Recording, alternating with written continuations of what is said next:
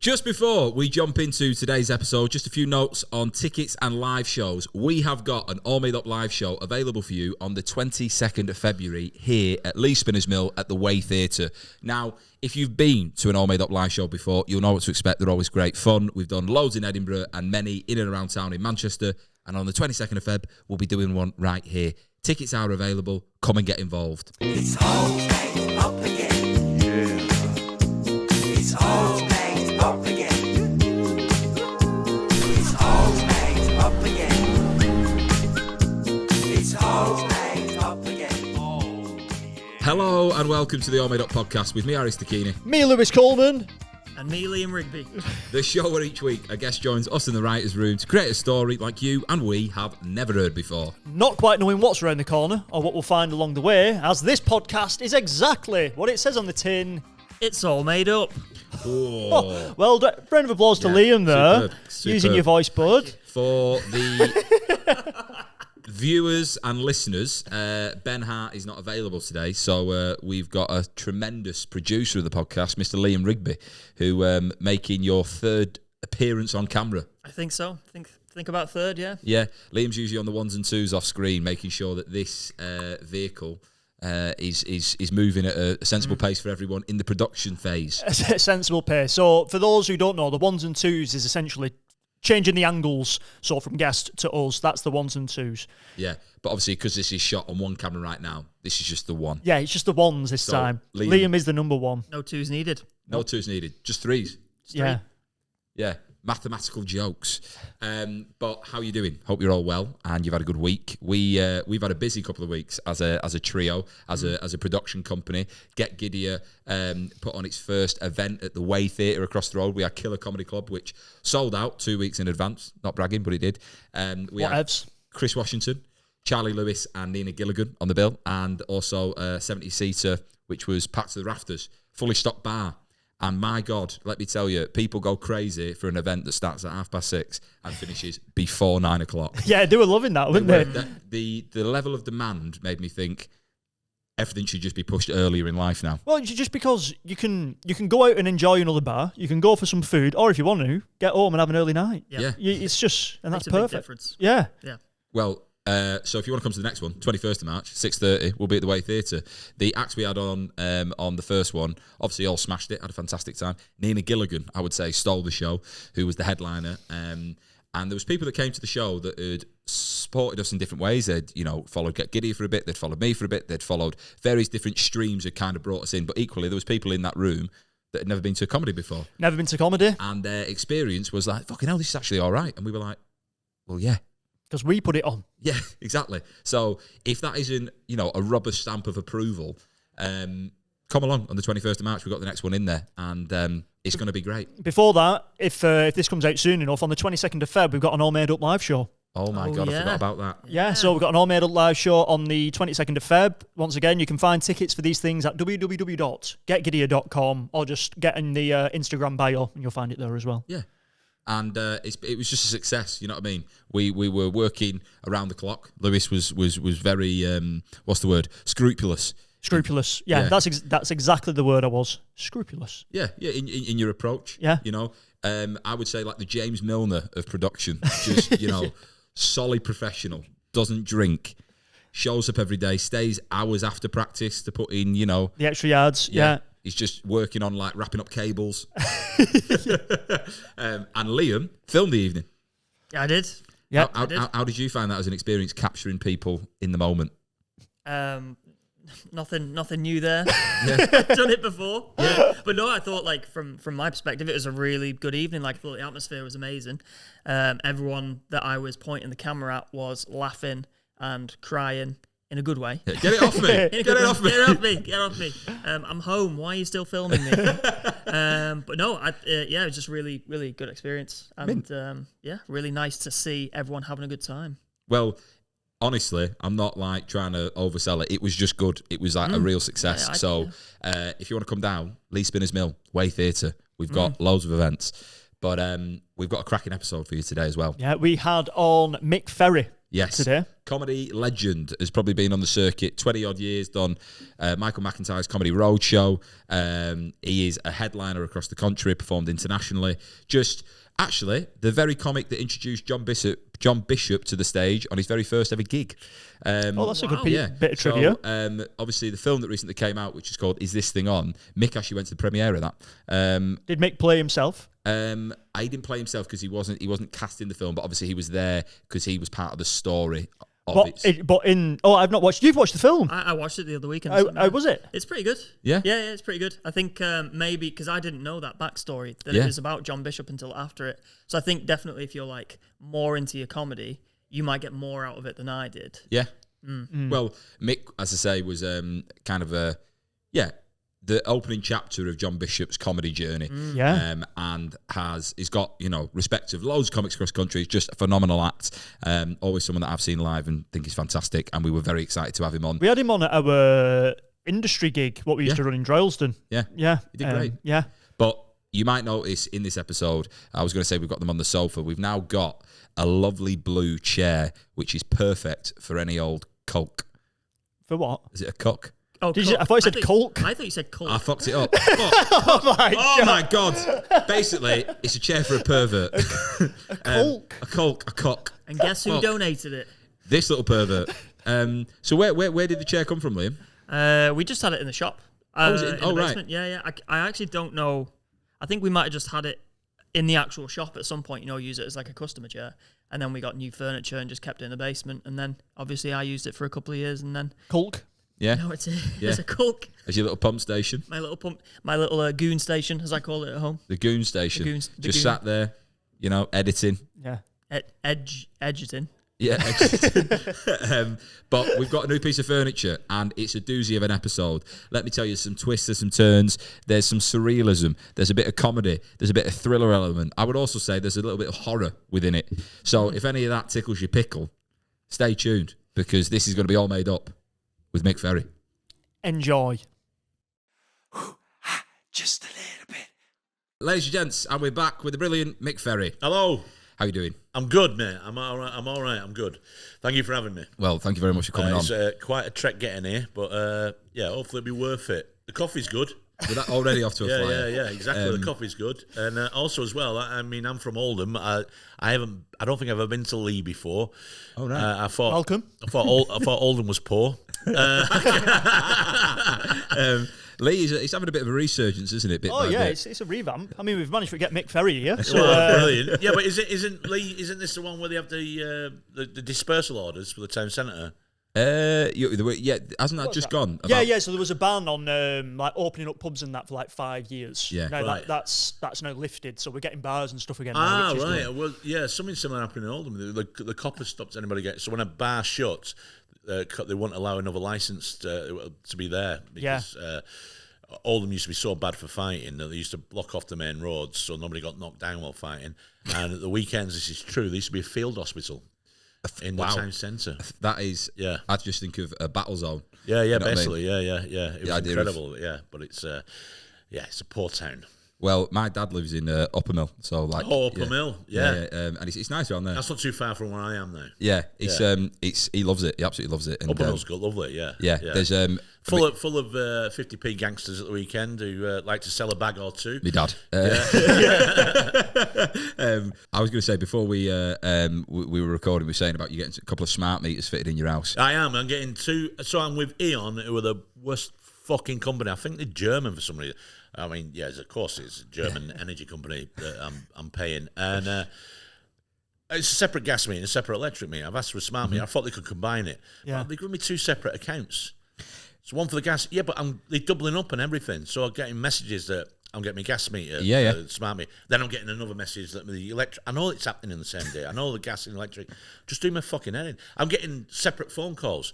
Hi, we're coming to fit your smart meter, your gas. I go, yes.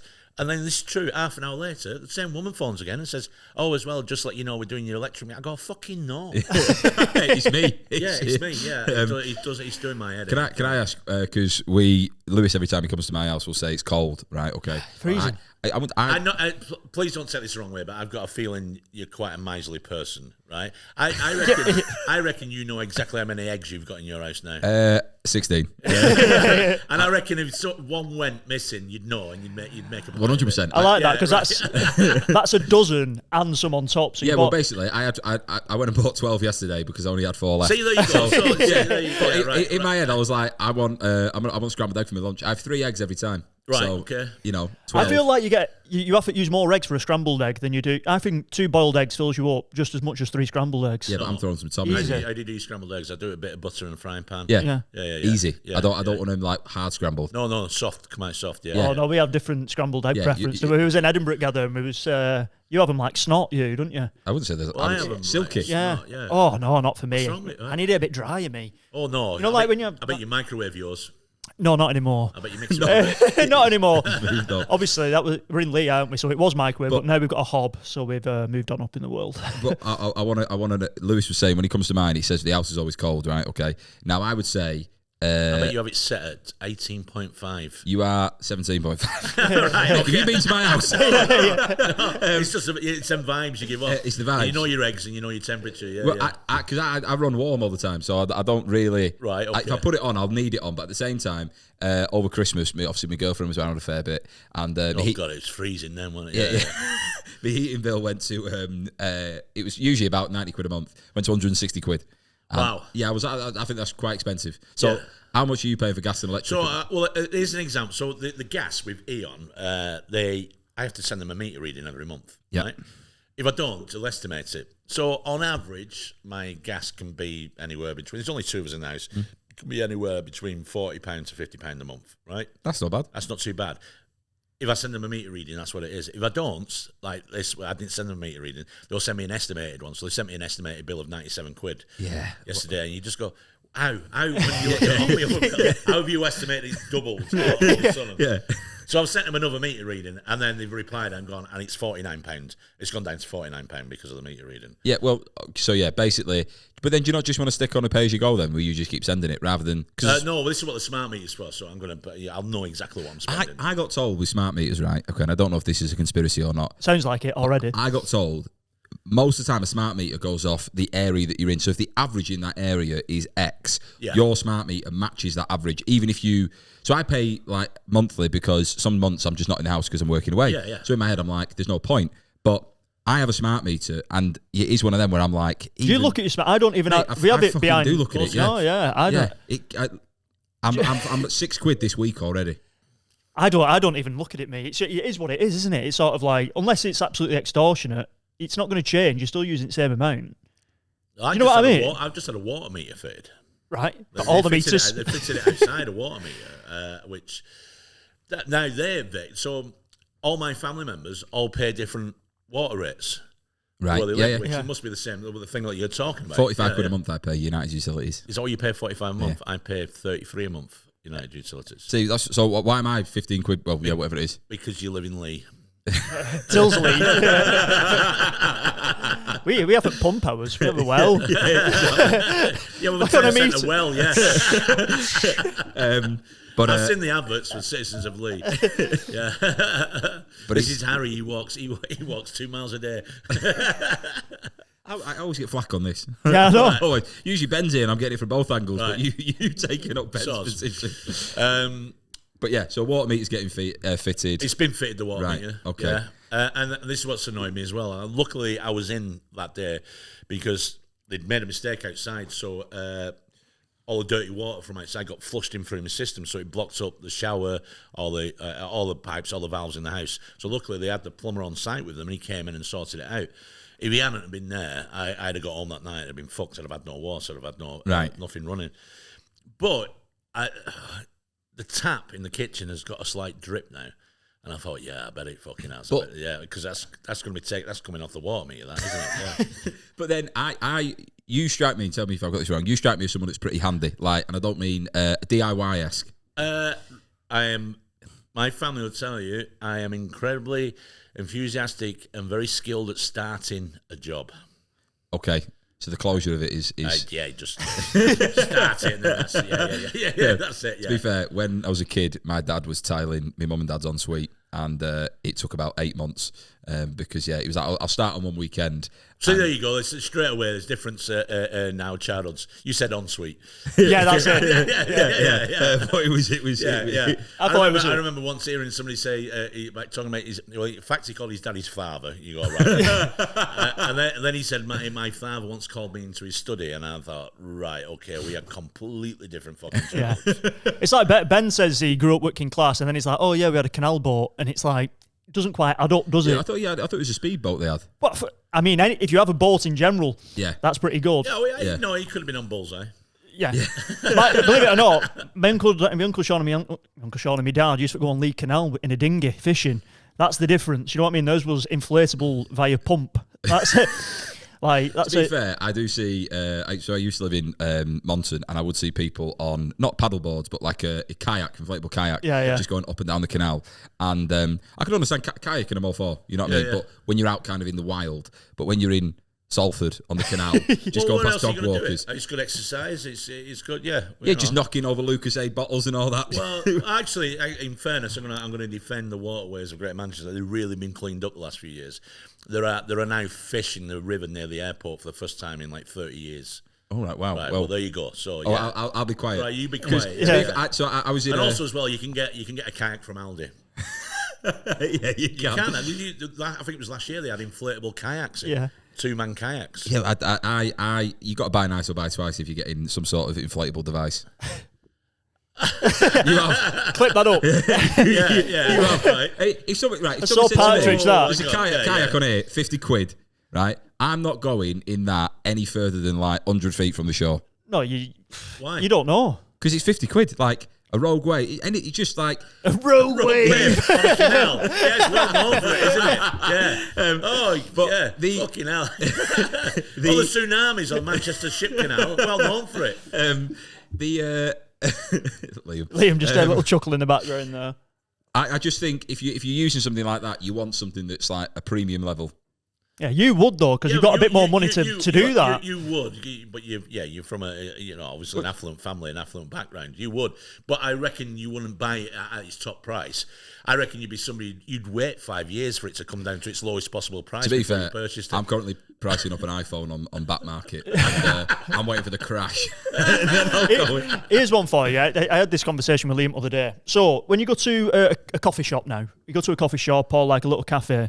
iPad at the till, tips before you've been served. One, you don't know what the product is that you're getting, so how can you tip based on how good it's going to be? Yeah, that's true. Number two, let's say, for example, I tipped you a tenner for a brew before I bought it. I'd say you're a fucking maniac. Oh, absolutely. But do you reckon the barista is going to do a better job because you've tipped a tenner beforehand instead of someone who's just paid the regular amount? Are they going to take more time on it or not? Do you know what I mean? Yeah. Are you going to do a better level of service if you've been tipped beforehand? I worked in the service industry as a pot washer, right? Okay, and they used to say that the tips would get split across the team. I never felt like I saw any of the tip. Do you know what I mean? Right. Like I just got paid in cash, and then that was it. Yeah. So I think with tipping, I will give it to the person if they individually have impressed me. Yeah, but how can they impress you before you purchased it? This is the argument. Yeah. They're not getting it beforehand. For them to impress me beforehand, I want them to be like, do you know what? I'll go halves on this brew. But in fairness, I've seen this come up and they go, you can't payment. And anywhere I've been, like pubs and so on, they'll say, oh, press the red X. They go, just press the red X. Yeah. Don't do it. You just ignore it. Yeah. Because obviously they're not taking it off their system. Maybe they don't know how to. Yeah. Well, yeah. So so apparently you can have it on. You're saying they can choose to have it on. Yeah. Well, I'd argue that I reckon most of them don't know they can take it off their system, and I think you're giving people a bit of stick for something they don't know they can control. Lewis actually doesn't buy the brew. He just absolutely berates him at the start. He goes, "This 10% is absolute bollocks." Right? Yeah. I will give personally. So when it says service charge included, I'll always tip anyway extra on that. But that's fine. At the end, I'll always ask whoever's if it's a waiter or waitress. I'll say, "Do you get these tips yourself?" Okay. And if they say it's spread across the thing, I'll go fine. But then I ask, does your management, which are usually salaried, do they get a share? If they say yes, I say, well, I'm going to find a way of just sneaking it to you because they shouldn't be having it anyway. Okay, so write your sort code and account number down in there for me. Yeah, little QR code which you can scan. I had this on Saturday night, so I went out for a meal with my girlfriend to a restaurant called 6 by Nico. right? Oh. I'd never been before. The idea is voucher, did you? taste the menu, 6 courses, wine pairing, right? Yeah. So it's like a treat, Valentine's, early Valentine's, right? So we're out, and the bill came 2 people, right? 200 quid, okay? Right. And I was like, nice experience, but 200 quid. So I was like, within that was a service charge of £22, okay? Right, yeah. Now the girl come over and she said, I said, oh, is there? I said, oh, the service charge. She went, yeah. Just so you know, I don't get that. And I went, all right, okay. Where does it go? And she just pointed up, and then she went. So Just someone on roof looking down, manager. A glass ceiling. Batman. Like that. Go swim up there. But she went basically pointing to higher management, and I went, all right, okay. She went, so you don't have to pay it, and I went, so hang on, you see 0 of it, and she went, no, Right. and she went, so you don't have to pay it. So I was like, okay. I was like, so should we just take it off then? She was like, I think that's wise. So really, took it off the bill, and obviously, my girlfriend's at the toilet this time. So by the time she's come back, paid the bill, and then we're leaving, and she was like, everything good? And I was like, I was fucking mad to tell you. I felt like it was like dispatches. Do you know what I mean? Went into a bar around the corner, and I was explaining, and she was like, that's absolutely bollocks. And I thought, yeah, this girl is taking 6 by Nico down. Yeah, Service charge. She went. I get Did 2. you give her the service charge? No. She said, I can't take any money off you. She said, what I get is £2 an hour extra service charge. She said, do you know how many, and she's at the edge of the table explaining this to me, do you know how many tables I serve in an hour? She went, and I get £2. And I was just like, put my card in. Like, okay. But £22, she was like. This is 6 by Nico, it's called. 6 by Nico, yeah. Wow, disgraceful. Yeah. I was a bit baffled because I thought, I understand if it kind of gets split amongst people, but she went, I don't It's see just any. a charge for the sake of adding the charge on, and it it was doesn't just go to the 10%, but I was a bit like, Yeah. all right. But they're not getting it, the staff. No. Yeah. I said, oh, do you want to just put a 10 Well, on that? it's 6 by Nico. Is it a chain? Is there a few of them? There's a few of them, but they're the one I went to was, do you know where Gotham is? The Gotham building. Yeah, I know. So- It was right with Batman then. but yes, there. So I mean, I don't know how many people listen to your pod, but I think you boycott 6 by Nico. Yeah, well, I think our listeners Until we in. start paying the staff properly. I mean, that's That is fucking cheeky, outrageous. that. Yeah, because I can just imagine our listeners in the Well, why Congo can't now being like, Why fucking can't she 6 by- take a tip? Why couldn't she take a tip? she just said she couldn't, like, because I was like, so she said all the tips, all the service charge just gets split, but she was Why like, do you give a cash for a tip? Could you? she was like, no, and at the same time, I wasn't carrying cash. Yeah, But it's like I've had it before where I've seen my dad be like, right, that's for you, yeah. Yeah. and like, you know, palming them the money. Yeah. I've had a few handshakes when I used to work at EE with like a $5 in hand, as if Really? Yeah. Just locked him into like an 8-year contract. Yeah. Cheers, pal. Can I meet Kevin Bacon? An 8-year contract. Cheers, pal. That's funny. I reckon we get into Creating the story. the pod. So this is going to be all made up with Mick Ferry. It's all made up, baby. Mick, welcome to the writer's room. Well, thank you for having me. Yeah. So we're going to be creating a story together. Okay. We mentioned it before how it all works, but for the new listeners and the new viewers, I'll explain it again. So in front of Mick, there is 3 pots: starting sentence, ending sentence, and curveballs in between. But before we get started, we create a character together. So this character is going to be the hero of our journey, or the villain. Protagonist, just the protagonist. Protagonist, Yeah. Or villain, can be either. And I prefer I like an anti-hero. anti-hero, right? Okay. So what would we like our anti-hero to be called, Mick? I don't know. I'm not really. Okay. So I've been doing a thing. I go and see my barber once every 3 weeks, and I book in on a different name. And he always panics in case somebody's doing a runner. So last time I was there, I was Eddie Pickles. Right. But the time I was there before, I was called Biff Bronson. Right, I like them both. Yeah, so I quite like the name Biff Bronson. In fact, I've started using that now in coffee shops and so on. Biff Bronson. So Biff it's a Bronson. mixture of Biff from Back to the Future and Yeah, Charles yeah. Bronson. Make like a tree and leave. Yeah. Okay, Biff Bronson. I like. And what's the age of Biff? Biff. Well, so I'm 57, but I want to be a bit younger. So he's 45. 45. But and is he living by himself, or has he got family? Or He's called Biff Bronson, so he's divorced. right? Okay. Yeah, Okay. yeah. Recent. Recent? Recent divorce. No, a long time. He's Right. bitter. He's bitter. Yeah. Oh, so he was left. He wasn't. She left him. Yeah. Right. I mean, completely his fault, I reckon, but he can't figure out why she'd Right. leave. Can I? Just because she caught him in a sauna with Eddie Pickles. with. Go on. I feel like I met Biff Bronson on the weekend. I told you about Oh, this. yeah. So I had, honestly, mad interaction. I was at, my mates were putting on a party at Stage and Radio on Friday. So I went along and DJ playing downstairs. It's usually like friends of friends. Everyone kind of knows each other, but it is open to the public. Now, this fella just appeared out of the mist. And my girlfriend just like stood in front of me. And she goes, this fella's fucking following me. Right. So I like turned to look at him. And he's clearly like round the bend, eyes like bin lids, okay? And he goes, is that your girlfriend? I said, yeah. He went, she's attractive. And I said, oh, thank you. And he went, I'm divorced. Right?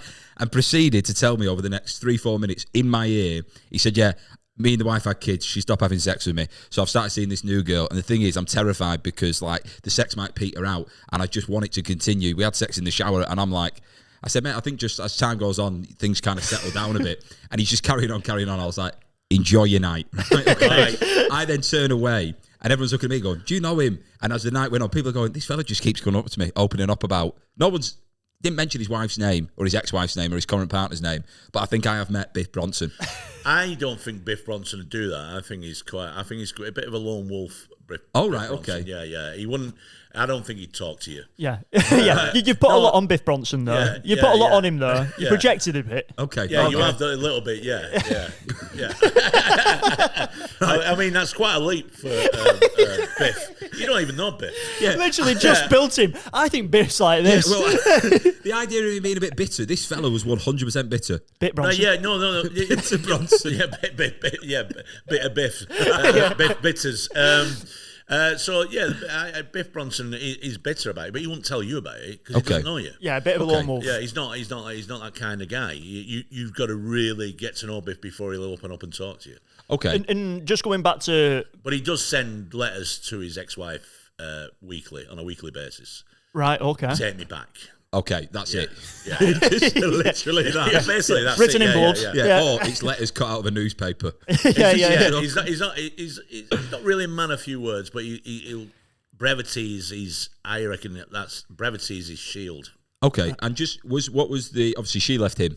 Yes. And what was the demise? Was it a long time coming, or was it? No, basically because he's got a real inability to say no to things. All right. Okay, yeah. And she caught him on a number of occasions with women he shouldn't have been with because he couldn't say no. Yeah. Does he live in excess? Like in terms of if he's like, is he a gambler, a drinker, anything, which is like a bit of a vice. He's like, I'm up for it. I'm lively. I think he does it all. He gambles, he drinks, he smokes. Yeah. Okay. Right? I like that, but is he like gamble, drinks, and smokes like George Best? That kind of level of No, he's not that. He's not that level. But like I said, he's a bit of a solitary guy. Okay. Yeah, and I think nobody's really sure about his childhood because he keeps that quiet. And this is what's made him who he is now. Okay. Right. So I don't know if he's had a traumatic childhood, but I don't think it was probably the best childhood. Didn't have an ensuite. He didn't have an ensuite. And his father didn't have a study. Yeah. And when he went down canal, it was on a kayak from on a Aldi. door. Yeah. Just a quick one back to the house, Mick. But what is his living situation? Is he in a flat? Is he in a house? He's partially off grid. Right. Okay. So tent. he's near. He's not a tent. He's got a what you might call a cabin, but it's not. It's made of bricks and right. But it's near a town, but not too close that he's bothered by townspeople. If we were putting that town somewhere in Manchester, where would it be? I would say I'd say overlooking Rochdale, probably up as you get to the tops there. Yeah. And what's he do for work? Nobody knows what he does for work, but he's always got a few quid on him. Right. Okay. He's always got a few quid on him. He likes dealing cash a lot. Yeah. Is he handy? Cards. He's handy, yeah. I'd say his driveway. He's always got a car that he uses, and there's always a car up on a jack that he's fixing.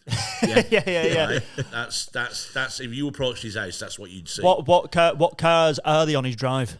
So the car that's on the jack is something that I reckon it's an old Morris Minor. I was literally going to say a Morris Minor. Yeah. He's had this dream he's going to do up, and it's been there for about 20 years. Yeah. got no Corroded, fucking- all yeah, he's got sorts. nowhere near doing it up. Yeah. And I reckon he's got an old second-hand Ford Focus is his main vehicle. Nice. I quite like the idea that the car that's on the jack is named after his ex-wife. Yeah, he's trying to mend that. Yeah, Do you know what I mean? Like Yeah. It's a on bit the of a- mend. Yeah. Yeah. What was his ex-wife's name? I don't know. I'm not really thought. Jackie. What? Jackie. On the jack. I don't know. Something traditional as well. I'd say that something a bit old school as well. Debbie.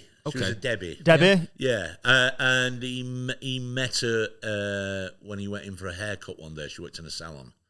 All right. That's how Okay. they met. Right. But they were young. And he used a different name when he walked in. Yeah. In terms of his hair, what's his appearance looking like? Has he got like slick back hair? Is it No, long? Is it he's got full head of hair, Right. which he keeps The to a dream. size 2. He does himself with his with a trimmer. Okay. But when he met Debbie back in the day, was it like luscious locks? Because if he was going to the salon, was he getting his hair done there? He was getting his hair done. Yeah, he was Right. getting a trim because he was on leave from the army. Ooh. I tell you what, this has got a bit of a Yeah. the officer and a gentleman vibe. That's what I've the early days of it anyway. That's what I imagine him almost being like kind of a Richard Gere kind of classic. Well, good that looks. starred. She was called Debra Winger in that as well. You So know, look at Debbie. this. There we my go, God. synergy. Everything's Oh aligning. shit! Right. Okay. We tried to create a short film years ago, me, Liam, and Clem, and it was essentially this guy really liked this girl who worked in a hairdresser's and he had long hair. So we'd go in every day and just have a bit chopped off. Right. So we could talk to her Yeah. every single day, and obviously he's racking up money. But when it came to the filming of it, Clem isn't a hairdresser. Yeah. You wouldn't believe how difficult it is to film something looking realistic if you've never ever done it Yeah, of course, before. And then it never saw the light of day. We couldn't do it in the end. It was like a brilliant idea, could not execute if it saved our lives. Butchered so. it. Butchered it, yeah.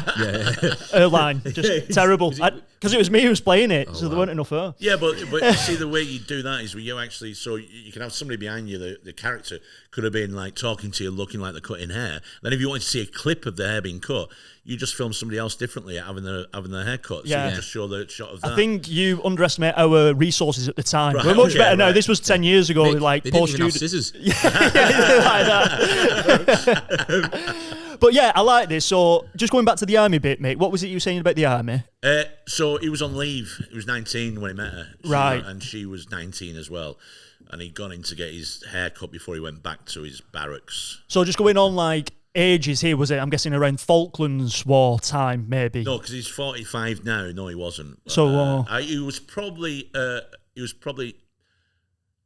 maybe early Gulf War. Right, okay. Yeah. That come up the other day. So my dad, me and my dad did a walking tour on Friday just to kill a bit of time, right? Yeah. And this guy was talking about Manchester in the 80s, and my dad just looks at me and he went, "I was in the Falklands." Yeah. And I was like, right, okay, here we are though on Canal Street. But,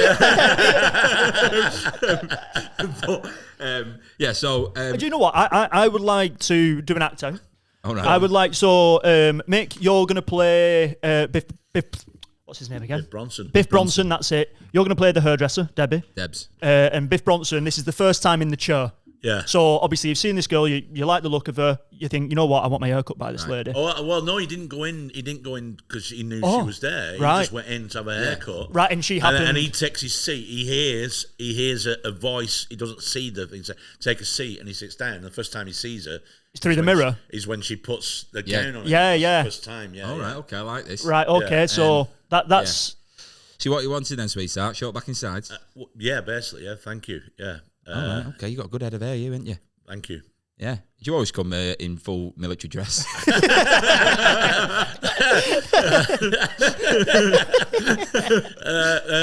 No, but there's been a parade in town because it's obviously it's the 11th of November. Yeah, lest we forget. I'm a bit disgusted you don't know that, young lady. But this is like flirty banter, I think. Yeah. Over fallen soldiers. Right, okay. Just twiddling me poppy. Yeah, he wouldn't be in full military dress. He wouldn't. Yeah. She puts a camo net over him. Is that I'm right at home? So I reckon she finds out what he does by he slips up. He don't want to tell anybody. So says, "Are you getting your haircut? Are you getting your haircut going anywhere nice?" And he says, I'm going back to work in 2 days." Where do you work? And he says, "Oh, I'm in the army." Okay. Right. Yeah. Ooh. Let's- Navy, Air Force. I said army. Oh, army. Right. Okay. Infantry. My bad. Fucking hell, Debbie. Jesus, you got dementia. You're only 19. Just midway through. Do you want to number 2? So, how long have you been serving? How long have I been? I joined when I was 17. Oh, right. Okay. 2 years. Wow. Amazing. Yes. And where's your base from here? Because Catterick. my dad was in Catterick. Right. Okay. Yeah. Well, Debbie's dad. Yeah. We'll just say No, both. let's blend them together. Yeah. Was he? Yeah. He was a sergeant. Yeah, he used to run drills and all sorts. He was in the Royal Signals. He was in the Signals. Yeah. Oh right. Yeah. We don't think much of them. I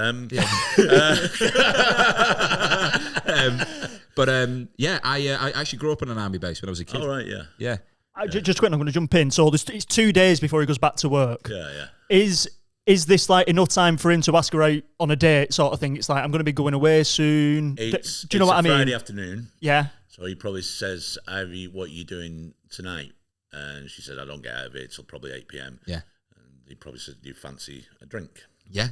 Well, I'd be keen for that. But 8:30, something like that. 8:30. Yeah. All right. Okay. Yeah. Well, I'll tell you what. Where should I meet you? Probably a pub, I reckon, about just down the road. I'll meet you down at the Fox. All right. Okay. Right. Sweet. I'll be there. Okay. And scene. Yeah. I like that. Yeah. So I reckon now we class that as like a flashback because Yeah. obviously we're in the future. That's just something we've seen in the story earlier. I reckon we get into the pots. Yeah. For sure. Okay. So in front of you, Mick, there is some green sentences. Right. So if you pick a couple of them, Right. where there's a blank, you're going to say Biff Bronson, and that's going to be the start of our story. It's quite thick paper. Well done. Premium. Right. I'll have to put my glasses on. Yeah. No props. Yeah, just to let you know as well, Biff is a para sapper. A para sapper? Yeah, so he's Royal Engineers, but then became a para. All right, okay, I'm with you. Yeah, para's So he doesn't think much of the signals. No, he doesn't. I only said that. But how long was your dad in the military for? 13 years, 169 days. Wow. And yeah, that is. I know that because he tells me. Well, you know every day. what? When I used to do the military gigs, they used to call that 12 years is when you. That was like standard for getting a part pension. Yeah. But the film had come out, so they started calling it 12 Years a Slave. So he'd say, how long have you been in? He'd speak to an officer or a soldier, how long have you been in? And go, 12 years a slave. Yeah, he left when he was about 30 because he met my mum. And then, yeah. Did he? Yeah, swear to God, yeah. This has been written for Biff. You knew what I was coming. So Biff Bronson got involved in an underground fight club. Right, okay. So that's option 1, underground fight club. We'll listen to option 2. Biff was told there was that they were the only one who could save the planet from annihilation. Right, okay. So it's your call. Which one do you want to go with? I reckon the annihilation, because who the fuck's going to believe you if you start telling people I'm the only person who could save the planet? Yeah. Because you might believe that's a form of psychosis. Yeah, 100%. Yeah. The Fight Club thing for me was it was funny to think of like if Deb's got him into it, because you said he basically can't say no. So say if he got involved in something and effectively. Oh yeah, do you think the Fight Club would be a better one? Yeah, I just my point of view of like. I'm a massive fan of sci-fi. Well, let's go. It's your call. Oh no, hang on. It's because of the Fight Club he finds out about the end of the world. Right, okay, so we're sort of blending them. Yeah, we can have that. Yeah, do that. So let's blend them, and then what we'll also do, if you pick up 2 of the red ones, and then this is going to be the end point for our story. So we're going to get from A to B. So, from that day on, the chip shop was a place of legend. And from that day on, the chip shop was a place of legend. Okay, and option 2. The UK financial sector was under the control of a 500-year-old vampire. Okay, and what was it? The world annihilation. Yeah. Okay. The vampire might fit with that. It's up to you where you want to go with this. But the chip shop was legend, was it? Yeah, legend. Legendary. Yeah, I think being involved in a fight club and stopping the world from annihilation doesn't lend itself to chip shop staying open. I think a 500-year-old vampire running the financial. Because the thing is, vampire once again could be metaphorical. It could be like is in like it's an institution. Yeah, As opposed to our It's blood person. sucking, isn't it? Yeah, Yeah. exactly. Like a leech on society. Yes. Okay. Yeah. Well, that's good. All right. Okay. Yeah. This is. Yeah. This. I think this would be one of them. If you did it as a series, this would take about 5 episodes to really get into it because I think. Well, You go because somebody go, "What are you watching?" and say, "I'm watching this thing." It started off well. This guy meets a girl in a barber's. He ends up in a fight club. Then he ends up getting involved with somebody, an evil corporation that's sucking the world dry of money. Then he finds out about an alien invasion, and he's got to fight. He's got to fight the head alien. Yeah. in an underground car park. Right. So essentially, the starting of it is joins a fight club. Yeah. And is trying to save the world from annihilation. Okay, so I've got Or an idea. his world from annihilation. Do you know what I mean? Yeah, well, I've just got an idea of, let's just say if the flashback that was the start of their relationship. Yes. First interaction, and effectively, we've caught him now where he's divorced. So let's say, if you can imagine, he's competed in these fight clubs over, say, a 20-year period because of Debs, right? And in that time, he has caught wind himself that the world's at risk of annihilation. Tried to share this with Debs, and she's almost like, you're not the man you once were. Like, you've gone mental. Do you know what I mean? And like, he's trying to convince her of something, and by doing that, he's pushed her away. Could there be that I element? think Go on. because of the nature of the fight clubs, he's met people from parts of society he'd never met before, and these are proper hooray Henrys from backgrounds he can't imagine, and they're there to prove to themselves that they are men. That they can, because their ancestors would have been in the military themselves, but would have been leading a charge on a horseback and so on. Yeah. But they've never had the chance to prove themselves in battle. Okay. So they go to this fight club to try and prove themselves that they're men. Okay, I got like. So he ends up meeting people like that, and it's through that he ends up finding out about a banking system that is. So is it almost like Fight Club and Eyes Wide Shut? Do you know what I mean? Of like that you've got this like almost cult like. Yeah, I think there's that thing of like, is the fight club, these people who are saying there's like a blood-sucking sort of corporation draining society of money, is that a fact or is this what these people believe? We don't know if it's a fact. It's something that is let slip to him. He ends up privy to that conversation. Yeah. One night, even though he's not fully sure what it means. Yeah. You know. Because I also had the idea, because we was thinking, if he's, let's say he's in the army, and then at some point he's going to get released from the army, and that's because the fight clubs are going to be happening in and around Manchester, no? Or are they all over? I reckon it's quite a European thing. Yeah. Right, okay, so he's travelling. I reckon it's like paddle. You can just there's like a little app where it shows you games you can go it shows to. you where your nearest fight club Yeah, is. exactly, and you just you click on it, and they're like, actually, you're not got. What's the app called? Twat me. Well, because what I was thinking is, Mick was saying before, there's that element of trauma in his life, and I wasn't sure whether or not it was like PTSD from being in the wars. You know what I mean? Maybe it's something not from when he was a kid, but maybe a bit later. Because is he still in the army whilst he's doing these fight clubs, or is he left? I think he ends up being kicked out of the army because of the fight clubs. Okay. Right, okay, that's where he finds out about them travelling with the army, and that's where he's introduced. Do you know what I mean? I'm trying to think of that first. Yeah, fight. I reckon it is. I reckon they were on. I don't know. I reckon they were on an exercise in Germany, say, right? And they've got a bit of downtime, and they've got a couple of days off, and they end up going into Berlin, and they think they've gone to the seedy part because they want to go and look at a couple of prostitutes and some drag artists and so on. Yeah. But then they end up taking the wrong door. Yeah. Into a basement and then see all these blokes around with that, you know, and because they're quite physique themselves because they're in the military. Yeah. Somebody there called, I call him Ruben, right? Quite an effeminate guy, but very hard bastard. Yeah. Goes, oh, guys, you here to fight? Yeah. Oh, mate, Harry's got an unbelievable accent for this. So the German. So I reckon you are Ruben, right? And this is Biff's first time coming into this fight club in Berlin, in Germany. So they walk through, and you're essentially introducing them to the place. Oh, okay. Welcome to the dungeon. Your name is. My name's Biff. Biff. Well, Biff, you are a very strong man. You're big. Well, thank you. Yeah. What is this place? This is a place of pleasure and danger. If you'd like to follow me through this door, we have a very exclusive club here. We like to fight. Fight? Fight. What do you mean fight? Or Basically, we gather men into small rooms and we get into a circle. And at this point, I will do a countdown. I'm usually the referee. And I will go, I'll go, 1, 2, 3, Blitzkrieg. And then you will come together and we fight. And it is usually to the death. Oh, it's to the death. Yes. Right, I'm sorry, mate. I've come in the wrong pub. I don't think you have. but I think there's that element. Think not to the death. It's not to the death. Not to the, right. There, it is until one man can no longer defend himself. Yeah. Okay. Yeah. Until they tap. Until they tap. Yeah. Right. Okay. So would you like to come in? Can I watch? Can I see? Can I have a look? Of course you can watch. Yeah. We usually have a one watch policy. So if you watch one fight, you then have to compete in another fight. Yeah. This is sounding a bit too much like the rules of Fight Club.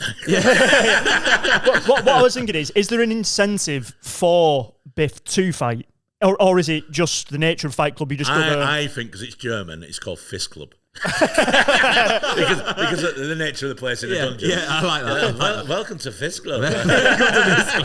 Yeah, okay. And I think at the point that I take you into the room as I turn around, you realise I've got chaps on.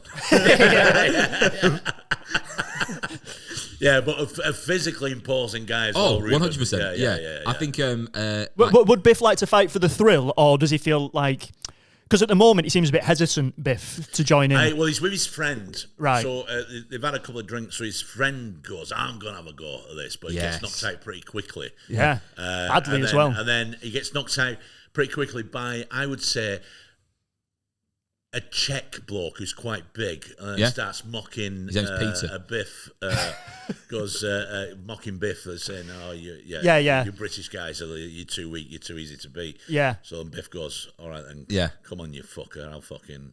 Okay. Yeah. I'll fist you. Yeah. So I think effectively then, Biff's mate's on the ground. He's literally been dragged out the circle. Yeah. Right, okay, because he's KO'd. The Czech fella's giving it the beans to everyone, and Biff is then called in. Called out by him, effectively being like, "Come on, you soft shite. What have you got? Your royal signals you." And they then get in the middle. And does he drop him in one? Because if this is his first fight, he must think, "Fucking hell, I'm all right at this." No, he doesn't. And that's when you realise Biff. See, there's not really many rules at this Fist Club. There's not many rules, but no, Biff doesn't fight. Biff doesn't drop him with a punch. Biff drops him with a headbutt. That's first. He goes straight in, bang, right. Floors the guy. Yeah, noses everywhere. No rules in Fight Club. Is there an etiquette or not? Like, is it frowned upon using the head? I just think you can use any part. You want. Anything you want. Yeah, just no biting. No biting and no weapons. Right. Okay. Yeah. Okay, and I think so. That's just happened immediately. And we ended up going down Fight Club territory. So the lad's out, and is at this point is Ruben almost like, I imagine him being, "Fuck me, you're actually all right at this." Like, just so you know, there is a network of these across the globe, and you can compete. But I think we also need to drop in somehow the fact that this group are thinking that is the reason why they're fighting and getting the fittest of the fittest is to fight against this 500-year-old corporation. Do you know what I mean? That they're training for something, aren't they? That's a good shout. So they're trying to get the fittest of the fittest. Yes. And essentially they're all knocking each other out until we have the one true hero who can... I don't know, I'm just trying to... It's a Highlander. Yeah. Fucking hell. But do you know what I mean? We need that element of what are they working towards? Well, right, yeah. So he's not aware, but Ruben is. He's aware of it. Yeah, and every country has a Ruben. Yeah. Who's in charge of the clubs? But yes. Okay, so does let's say he wins the fight. Then does Ruben sit him down and say to him, "The reason we do this"? Maybe Biff's like, "This is crackers. How long you been doing this?" No, Ruben gives it a drinks voucher. Goes, "Well done." Yeah. Go get yourself a drink. Does he explain to him like the reason we do this? Like, you don't understand. No, not straight away. Right. Okay. Not straight away. So maybe he has a few fights then. Yeah. No, not straight away. And Biff's like, "Oh, this is mental," and he's helping his mate out. And Ruben goes, "Every night of the week, same time." And then Biff doesn't know why, but he goes back. He got a thrill. He got a buzz. Of course he did. He liked it. But he goes back. Yeah, and you sort of start seeing his relationship with Ruben developing. And meeting other fighters, and I like this. Right, so I'm going to throw something in here now. So let's say Biff's and Deb's relationship is now 2 years in. Yes, they've just got married. Yeah. and it's a flashback to their situation again now. And every time he comes home, he's got bruises on his face, on his knuckles, and she's like, "What's going on here?" Do you know what I mean? What are we thinking? What's that relationship looking like now? Is he like? Does he come up with quite elaborate lies, or is he? Actually, he just says training is a military exercise. So so what involving your fist and so on. And so no, I'm just in the gym getting a bit of letting the steam off. Could Deb want kids, and he's a bit reluctant because he knows the situation he's in? Do you know what I mean? I'm trying to think of what is going to tear these two apart. Yeah, I don't think. I think he'd like children himself. Yeah, but he starts becoming privy throughout. I don't know. I mean, how he gets to this vampire, find out about vampire controlling the banking system. I think. I mean, this is going to be difficult. This how he can get from that to there. I think he'd like kids himself, but as he becomes more aware of the financial situation of the banks around the world, he starts thinking, no, I don't want to bring a child into what's about to come. Yeah, this inflation's killing me. Yeah, exactly. Right, okay. yeah. All right, here we go. How about this? Here's a suggestion. So this fight club's happening all over Europe, and essentially with each fight they're qualifying to another round of it. Right. And essentially it gets to a point where it's like, right, the next fight is in, I don't know, pick a location in Europe. Let's go for Zurich because a banking system, Switzerland. Yeah. Right. So essentially, keep qualifying, go into these different fights, and you realise it's for the elites. Essentially, you're performing. Yes. You're working your way up to perform for the elites, and you're going to fight in front of them. Okay. And essentially, he sort of realises that it's not part of a fight club where they're doing it for the thrill. You're essentially a pawn, and you're getting bet on. Oh no! In the background, it's been controlled by this 500-year-old vampire. Now they have a tradition. They do this every few hundred years. They find the fittest man in Europe, who then will get bitten by that vampire, so he takes over control of the vampire empire. Oh, right, okay, so it's like passed on. Yeah, it's passed on, but they're not aware of this. They're not told. Yeah, right. Exactly. Ruben's not told. He goes, hey, man, one day you might be a vampire. yeah. Oh, sure, yeah.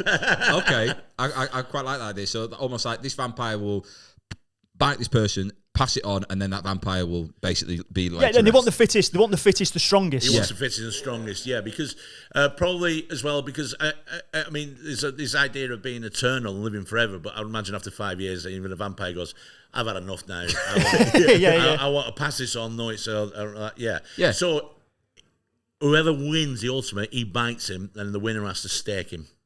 Yeah. Right, okay, that's the idea. Yeah, that's the pass on. That's it. I imagine, right, these two fellas are fighting, okay, and the referee is the vampire, okay. So, like, he absolutely gets knocked out, and then he just pulls his chest open, stake through the heart. No, I think the vampire is the person with all the wealth, and essentially, like Mick just said, it's sort of like, right, I'm done now. Yeah. I need to transfer my stuff to the strongest human to then carry on my reign, or 100%. Carry on the reign. Yeah. Oh, as well. So the first time he goes into the club where he meets Ruben, after each fight, every fighter after a fight has a bit of blood taken. They say it's just for testing if you want to do this anymore. Yeah. Realising this blood is being then used, obviously the vampire. That's little taster. Yeah. Sampling it. Yeah, he samples it. Yeah. And he's able to tell through samples, which I love the idea of him having a sip and go, "I'll have a body, please." Exactly. Yeah. Go on. Oh yeah, but yeah, bring the body. Yeah. That's a great year. Yeah. Right. Okay. Yeah, proper on his palate going. Just like the idea of smelling a severed finger. Yeah. So like that. Yeah. Okay. I think we get a curveball. I reckon we get. So just to recap. So at this point, he's married to Debra. He's married to Debbie. Debbie, sorry, yeah. He's married to Debbie. She's getting a bit alarmed with all the bruises and the bust-up face. He's saying, "Oh, it happened on tour, army," but is ultimately in a fight club. He's doing quite well in the fight club. He's won how many fights? I reckon he's now into 20 odd easily. 20 odd fights, won all of them, doing really well. Yeah. Okay, so if you pick up a yellow one now, Mick, right. This is going to take the story in a bit of a different direction. We've just got to try and get it back on track. This is a curveball. Okay.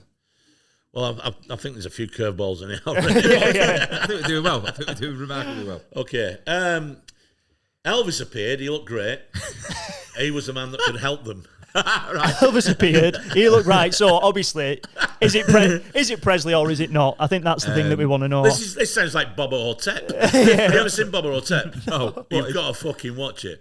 The guy who did Evil Dead, Bruce, what's he called, the actor? So in it, he's Elvis, faked his own death, Right. but he's now in a care home. Nobody believes it was Elvis. And his best friend is a black guy who was actually JFK, and they faked his death and made himself black so he could hide in this old people's home. And a display of old pharaohs in Sarcophagus. Yeah. It's coming through. One of them slips out, falls in a thing, and comes alive and starts killing people in his care home. And Elvis and JFK saved the day by killing this mummy. What's it called? Bubba Otep. The thing is, right, we okay. sort of Can come you up. Google now? Can you do any Googling? Yeah. Yeah, we can on the screen there. What I was thinking is sometimes we make stories and we think, fucking hell, that is mad. Like, how did we come up with that? But then you hear a story like that actually gets made, and you think Not me. these That's things. wild. That's how it all starts, with a story doing something like this. I think it's not Elvis. It's a guy who's fighting as an Elvis impersonator. Right. Okay. He's got some moves. Oh, Yeah. bang, oh, and then every time he wins a fight, he goes, Elvis has left the building. Yeah. Okay, so this Elvis has had a rise almost on the American circuit. Right. Yes. Yeah. Yeah, Just rising up all the like you could, if it was like a red line on a tour map, it starts in Memphis. Yeah. And it just keeps, and the outline is actually Elvis in this pose on America. Yeah. So and then obviously his little And he fights in Elvis 70 gear. He has a jumpsuit and a cape. Yeah. So he Yeah. fights. Yeah. Is he like Elvis kind of a little bit out of shape as well, or is he Elvis kind of? He's I mean, there's two versions of Vegas Elvis. One where he's actually in shape, wearing the jumpsuit, and he was quite. He's that shape. Okay. Obviously, he's been doing these fights for a long time himself, so he can't be out of shape. Yeah. Okay. Fellow army lad as well, Elvis. Yeah.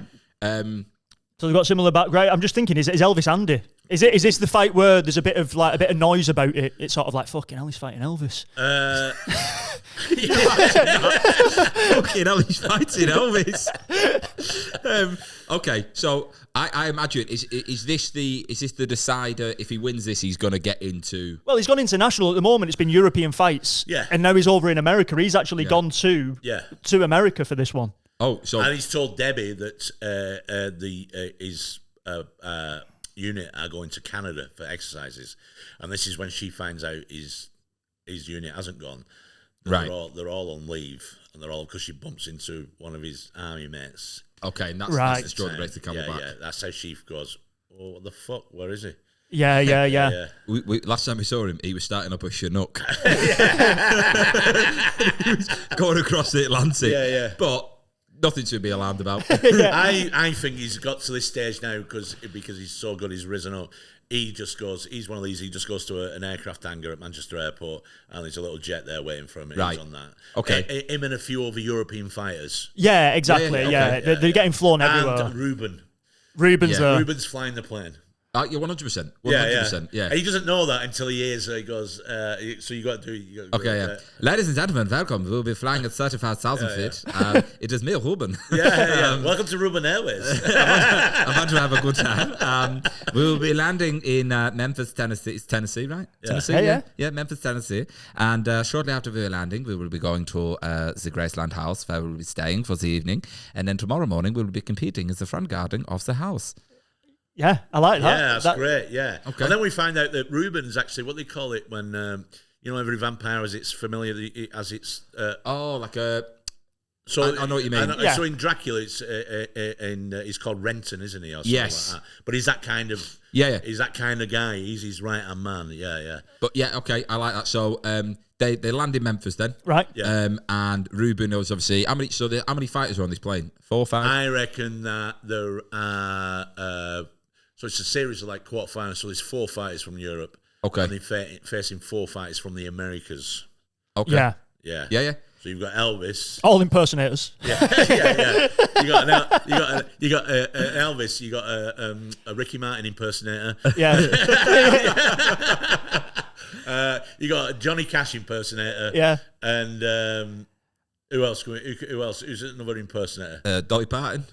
yeah. What if it was someone like Roy Orbison? Right, yeah, no. You got two. Like Sinatra. Trying to think of like big Sinatra, yeah. So we have Sinatra. Who's the other? So we have Sinatra, Presley. Who else did you say, Johnny Mick? Cash. Johnny Cash and Ricky Martin. Ricky Martin, yeah, for some reason, yeah. Yeah. Okay. So we've got a Mexican Frank Sinatra impersonator. Yeah. We've got Franco Sinatra. Yeah. Who sings New Mexico, New Mexico? We got a Peruvian Johnny Cash. Yeah. And then we've got the American Elvis. Yeah. And then a Canadian. Who was the other one we said? Sammy. No, it wasn't Sammy Davis. That's who I was thinking of before. Oh yeah, Canadian Sammy Davis Jr. Yeah. Okay. Yeah. Right. Okay. Yeah. So the I reckon first three. Obviously, I think the Elvis fight is still last. I think that's the final one. And the impersonator who wins in these bouts. Do all the impersonators win? Do all no, because I reckon the European lads, I don't know if they don't know what the fuck this is. You know, why they're these guys. Yeah, because they're down to like in just shorts and they've got rags around the wrist, but these are fighting in full fucking costume. I love the idea of like Elvis's kind of suit making noise. Do you know what I mean? All the little gems on it. Frank Sinatra loses his first fight. He's smoking his cigarette. He does proper Frank, and then he goes, "Yeah, come on." And he walks in, and then he gets taken out one punch. Go, what the fuck? You think this is easy? Yeah. Well, then you see the Peruvian Johnny Cash fucking annihilate the next European fighter. Fucking proper. I quite like that. And stands above him and goes, "I killed a man in Graceland." Yeah. Just to watch him die. Just to watch him die. Yeah. And everyone goes, "Yeah!" A boy named Peru. Right. What? Who else gets knocked out now? After that, you've got Right. So we've got Johnny Cash left, and then who got knocked out. So Biff knocks out the Frank Sinatra. Okay, yeah. Right away, because he's confused. He's going, "Why the fuck is he? He's still got his trilby on? What's he doing? He's fighting." Right. So he comes straight at him, Frank Sinatra, trying to do some proper like start spreading the news. He's going around there. Biff just banged one punch. One punches him, but he's actually fighting Elvis, so he's already knocked out someone for him. No. So they don't see it. So Elvis is the last. So it's like a series of eliminators. Quarterfinals. Right. Yeah. So then they don't see Elvis in the room until Elvis isn't in the building, fight, and he's up against a French guy. Yeah. He's up against a French guy who likes to think he's a bit of a Jesus character. Okay. He has long hair and so on. He's quite a bit. Je suis. He's a hippie, but he fucking likes to fight, and nobody sees. And all of a sudden, there's a floodlight comes down. And there's a figure of in the Elvis pose. Yeah. I love this. Sorry, the idea of the spotlight comes down, but it's daylight, and he's just in the middle of a room, the biggest light you've ever seen to do it. Right. Yes, Elvis is there, strikes a pose. Yeah, and then the fight's off, and so he fights the French guy, and Elvis is he's doing his karate moves and all this kind of stuff. Yeah. And then the French guy makes a mistake, lunges at him. Elvis kick his big fucking stacked heel, bang, drops him with a suede shoe. Yeah, takes out this French guy completely, and Elvis finishing move over him. He's like, yeah. And then and then he just walks off, doesn't even talk to anybody. Yeah. And then Ruben just impressive. I like Elvis. You like Elvis?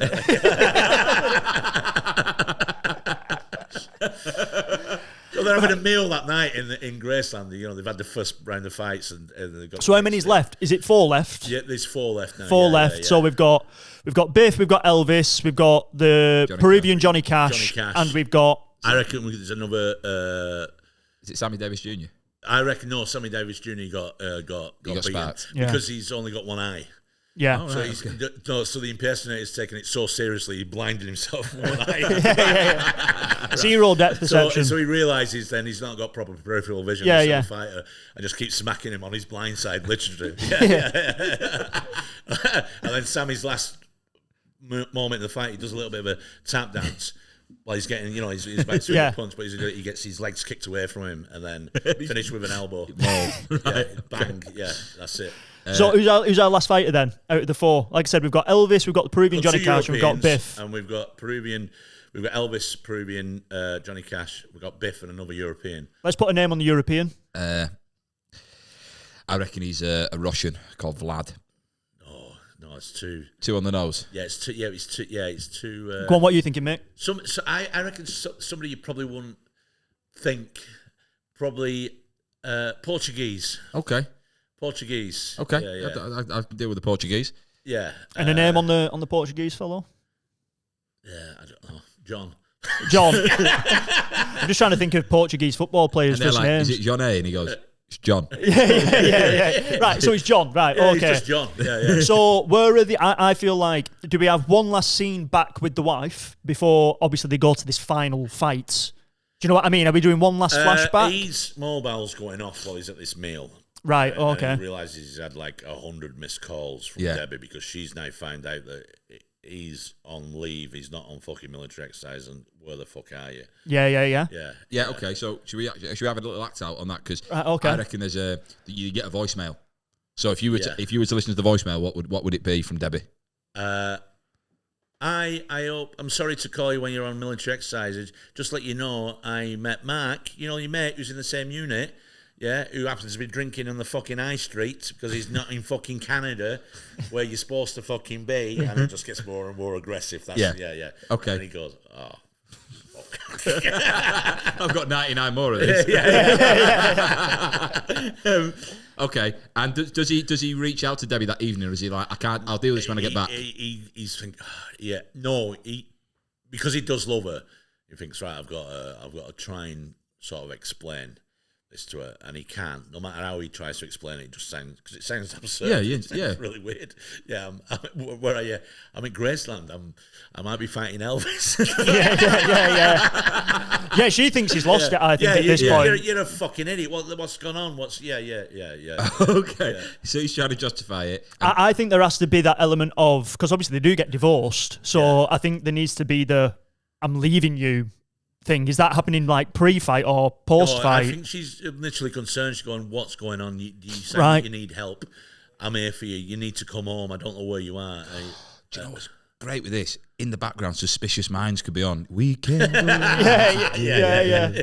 And he goes, turn that jukebox off. And Elvis is like, it's me. It's me. I'm that good. And you're almost like, you're seeing this conversation, you get snippets of the soundtrack's playing, but you clearly see like it's the end for the pair of them. Yeah. So, the phone call finishes, and the next day he fights Elvis, and you've kind of got like the last 30 seconds of that song playing. Well, what I was thinking is, where is this last fight taking place? Where in the world? So it's thought to become the next vampire. It's between Biff and Elvis. Yeah. And this secret society is so secret. I reckon. I know they're from Zurich. Now we said Zurich, but I reckon they've managed to take over Madison Square Garden. Okay. Right. Okay. Yeah. Okay. Is this vampire? And this might sound mad, but is this vampire Donald Trump? If we were to place it on someone, like, is it? I think the time period doesn't work. Okay. What I was thinking along the way, you mentioned Ruben as the familiar, but I thought, has he just been watching it all the way through? Do you know what I mean? Is he the sort of... Is he the real one? He reveals himself as... Exactly. He reveals at the end, because I think, let's say we get to the final location, if it was Madison Square Garden, whatever, essentially, Elvis and Biff are going to be in the final, and they make it to the final. And then I was thinking, because it is the final, is it a fight to the death? Do you know what I mean? It's sort of, because he said at the start, you said, Mick, I don't want it to be a fight to the death, because obviously I don't think Biff would do that. Yeah. But then this is the sort of like... scenario. But him and Elvis have now finding out. So when they get to this, the final fight, they realise that everybody there is... Every major politician in the world is there. Every major banker is there. Everybody who's like... It's like... and then Ruben's like... these secret organisations you keep hearing about, the top 2% are running the world. It's true. Yeah. I just, the fact he's a vampire in chaps is killing me. Well, it's this thing. Is it that Elvis and Biff find out? They find out pre-fight that this. They find out, and Elvis is up for it. Let's make America great again, man. He's right. really up for it. But Biff is like, fuck no. Yeah. Right. Okay. So this Ruben, as you find out, is a real vampire, and he's got control over every politician and banker in the world. Controls him because he can do. He's got that ability. Yeah. So maybe the end game is Biff doesn't realize he's going to do this. He realizes he's in a fight to the death with Elvis, so he can't let himself be killed. Then finds out he's going to get bitten, but he doesn't want to be. But then when he gets bitten, he's going to have to stake him. So he decides to stake him before he actually gets bitten. Right. Okay. Yeah. Okay. So it's almost like, has he got the stake on him? Is it at the side of the ring? No, it's to the side because it's meant to be like after the fight. It's meant to be this ceremony where Ruben will pass on. You're going to be the next vampire. You're going to be in charge of all this. And then when you've done that, you're going to stake me. But Biff decides, no, I'm going to fucking stake you first. I'm not going to be a vampire. Yeah. Right. Okay. And then he kills Ruben, and then it's like the spell is broken in the room. Like everybody's like, the fuck are What are we doing here? What the fuck are we doing here? Wow. Yeah. And then that I think that's really good because then I think he returns. Obviously, he's killed Ruben. The spell's lifted. Everyone in the room's like, fucking hell, where are we? Sort of thing. He returns home back to Rochdale. Yeah. And obviously, the situation is so mad that people think he has got some sort of like PTSD, trauma, shell shock. So well, he's you trying start seeing news stories in the background. He's in a bar and he's trying to get all the Debbie on the phone, but he's having a drink now because he's in fucking shell shock. And also you see news stories. The stock market has risen in record amount. World poverty, they believe, is at an end. All these organisations have started releasing money out into the world and all this, and it's because of him. I really like that. But no one will believe No. it is him. That's the and Elvis isn't dead.